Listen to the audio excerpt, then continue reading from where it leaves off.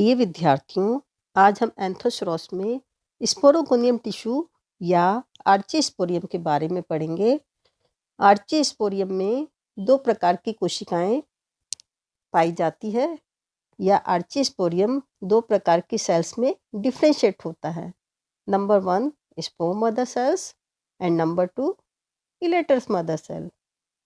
Spore mother cells अपेक्षाकृत size में बड़ी, गोलाकार, कणिकामय और साइटोप्लाज्म से युक्त होती हैं और इनमें स्पष्ट केंद्रक भी पाए जाते हैं।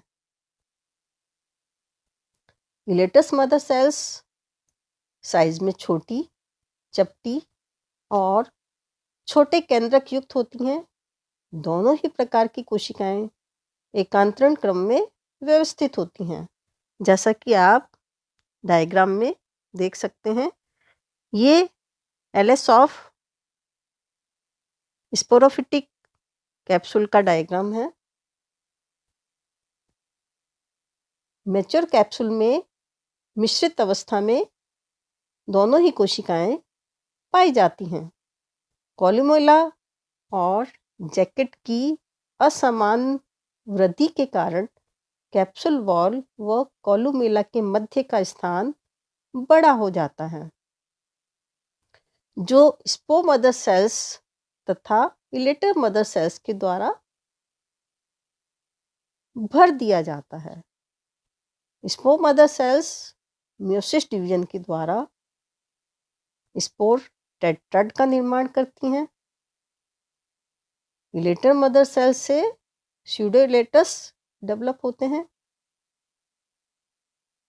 साइंटिस्ट के अनुसार इलेटर मदर सेल्स ऑब्लिक अथवा ट्रांसवर्स डिवीजन के द्वारा एक ढीले जाल के समान संरचना बनाते हैं, जो कि 1 से लेकर 4 कोशिकीय इलेटस में खंडित हो जाता है। कैम्पवेल साइंटिस्ट के अनुसार इलेटर मदर सेल्स डिवाइड नहीं होती, अपितु दीर्घित यानी कि इलोंगेटेड होकर परस्पर सिरों पर संयुक्त रहती है, जिससे ढीली जालिका बन जाती है। जालिका अंत में खंडित होकर मल्टीसेलुलर विभिन्न आकार के इलेटस बनाती हैं। इस प्रकार संयुक्त बहुकोशिकीय इलेटर्स को हम स्यूडो इलेटर्स भी कहते हैं। पूर्ण परिपक्व इलेटर्स डेड होते हैं तथा इनकी वॉल पर स्पाइरल थिकनिंग भी नहीं होती, यानी कि स्पाइरल थिकनिंग का इनमें अभाव होता है।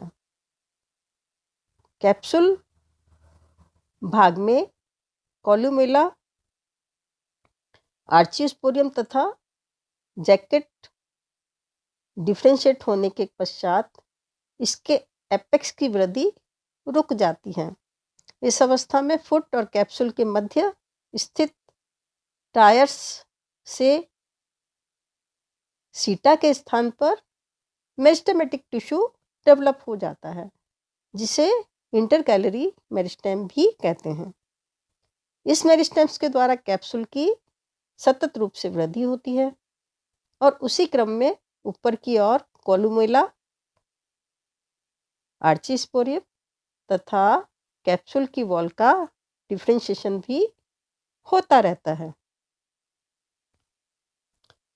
स्पोरोफाइट के डेवलपमेंट के साथ साथ आर्चीगोनिया जैकेट और इसके चारों तरफ या इसको परिबद्ध करने वाली थैलस की जो सेल्स होती हैं, वे भी मेरिस्टेमेटिक हो जाती हैं और मेरिस्टेमेटिक होकर स्पोरोफाइट के चारों ओर एक प्रोटेक्टिव कवरिंग कैलिप्ट्रा अथवा इन्वोल्यूकर का निर्माण कर लेती हैं। प्रारंभिक अवस्था में इन्वोल्यूकर यंग स्पोरोफाइट को पूर्ण रूप से घेरे रहता है, लेकिन बाद में स्पोरोफाइट का तीव्रता से ग्रोथ होने की वजह से या वृद्धि होने की वजह से इन्वोल्यूकर को ये फाड़कर ऊपर की ओर निकल आता है। इसीलिए मैच्योर अवस्था में इन्वोल्यूकर स्पोरोफाइट को आधार पर कॉलर या कॉलुमेला के रूप में घेरे रहता है। यदि हम मैच्योर स्पोरोफाइट का स्ट्रक्चर देखें,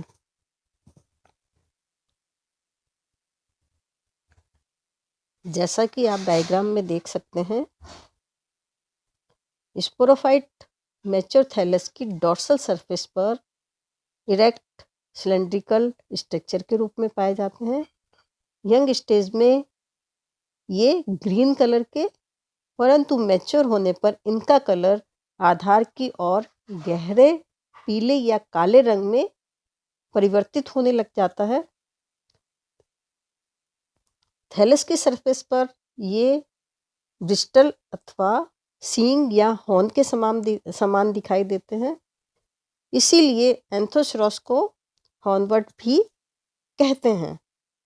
जैसा कि मैंने पूर्व में भी आपको बताया था, स्पोरोफाइट दो सुस्पष्ट भागों आधारीय फुट और इरेक्ट बेलनाकार कैप्सूल में डिफ्रेंशिएट होता है। फुट और कैप्सूल के मध्य भाग को मेरिस्टेमेटिक जोन कहा जाता है। स्पोरोफाइट का बेसल पार्ट कॉलर सदृश्य इन्वोल्यूकर के द्वारा घिरा रहता है। Mature sporophyte is differentiated into different parts.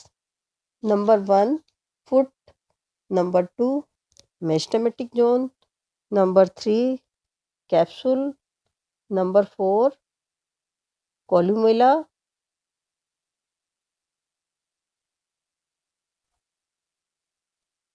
spore sac and capsule wall.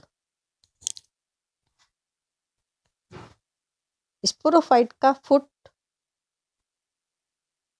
कंदिल या गोलाकार मेरिस्टेमेटिक सेल से बना होता है, जो कि गैमेटोफाइट टिश्यू में एम्बेडेड होता है। इसकी पेरिफेरल सेल्स पेलिशेड अथवा राइजोइडल नेचर की होती हैं। फुट का मुख्य कार्य पोषण का अवशोषण करना है। मेरिस्टेमेटिक जोन, मेरिस्टेमेटिक जोन संकीर्ण या नेरो क्षेत्र होता है जिसकी कोशिकाएं मेरिस्टेमेटिक होती हैं। इन कोशिकाओं के विभाजन से ऊपर स्थित कैप्सूल क्षेत्र का निर्माण होता है, जिससे कैप्सूल की कंटिन्यूस ग्रोथ होती रहती है। कैप्सूल, यह भाग स्पोर प्रोड्यूस करने वाला सिलेंड्रिकल और 1 से लेकर 5 सेंटीमीटर तक लंबा होता है। कुछ जातियों में इसकी लंबाई 15 सेंटीमीटर तक भी हो सकती है। इसकी आंतरिक संरचना कॉलुमेला, स्पोर सैक और स्पोर वॉल में डिफ्रेंशिएट होती है। कॉलुमेला, ये कैप्सूल के केंद्रीय भाग में बंध्य टिश्यू के एक ठोस स्तंभ या कॉलम के रूप में होता है। जैसा कि ट्रांसवर्स सेक्शन में भी आप सेंट्रल पार्ट को देख सकते हैं। इसकी कोशिकाएं पतली, दीर्घित और समान मोटाई की होती हैं। सामान्यतः columella 6 vertical row of cell से बना होता है। इसका कार्य लंबे दुर्बल कैप्सूल की यांत्रिक दृढ़ता को प्रदान करना होता है और वैस्कुलर तथा स्पोर्स के डिस्पर्सल में हेल्प करना होता है। Spore sac, spore sac base से शीर्ष तक कॉलुमेला को परिबद्ध किए हुए रहता है या घेरे रहता है तथा एपेक्स पर कॉलुमेला के ऊपर डोम शेप्ड आधार बनाता है। आधारी भाग में ये एक यूनिसेलुलर आर्चिस्पोरियम के रूप में होता है। और ऊपर वाले भाग में यह 2 to 4 स्तर का हो जाता है। अपेक्षाकृत मैच्योर होते क्षेत्र में यह एकांतरण क्रम में विन्यासित स्पोम मदर सेल्स और इलेटेड मदर सेल्स में डिफ्रेंशिएट हो जाता है।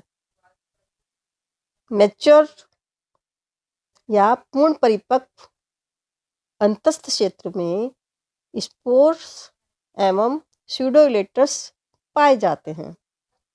स्पोर्स गहरे भूरे या काले रंग के तथा टेट्राहाइडल होते हैं। स्यूडोइलेटस बहुकोशिकीय, शाखित व अशाखित और सूत्रवत होते हैं। इनमें से 4 तक कोशिकाएं हो सकती है तथा सर्पिल निक्षेपण यानी कि स्पाइरल थिकनिंग भी इनमें नहीं पाई जाती या एब्सेंट होती है। कैप्सूल वॉल 4 to 6 लेयर्स की बनी होती है। सबसे बाहरी लेयर एपिडर्मिस कहलाता है। एपिडर्मिस की कोशिकाएं वर्टिकल दिशा में दीर्घित होती हैं और उनकी बाह्य सतह पर क्यूटिकल का निक्षेपण होता है।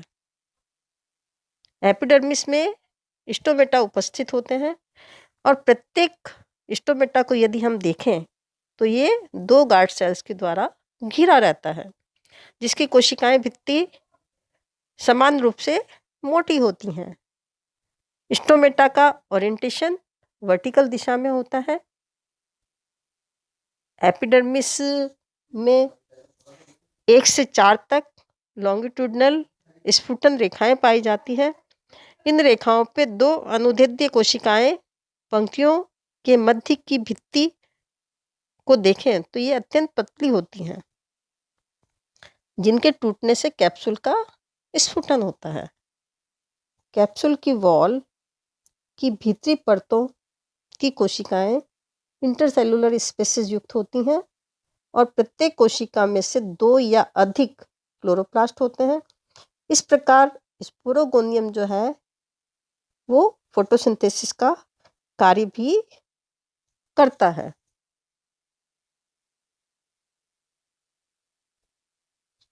नेक्स्ट हम digestion of capsule, young gametophyte और अल्टरनेशन ऑफ जनरेशन के बारे में पढ़ेंगे।